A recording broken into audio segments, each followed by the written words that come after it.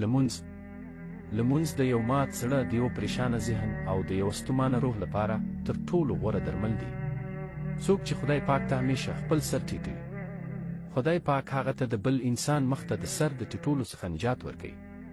او راځي چې نن مو په یوه نازولي تحفه ونازو. اعوذ بالله من الشیطان الرجیم. پناه وړم الله ته له شړل شوي شیطان څخه. بسم الله الرحمن الرحیم. د الله په نوم چې ډېر زیات مهربان پوره رحم لرونکی دی. الحمد لله رب العالمین.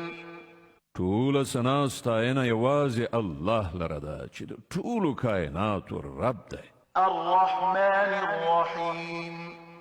ډېر زیات مهربان پوره رحم لرونکی دی. مالک یوم الدین. د جزا د ورځې مالک دی. إياك نعبد وإياك نستعين. اهدنا الصراط المستقيم. صراط الذين أنعمت عليهم غير المغضوب عليهم ولا الضالين.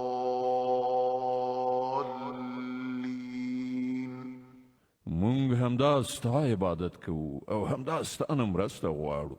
مونږ ته سمه لاره وښیه، د هغو کسانو لار چې تا پرې پیرزوینه کړې ده، چې غوسه پرې نه ده شوې او بېلارې شوي نه دي.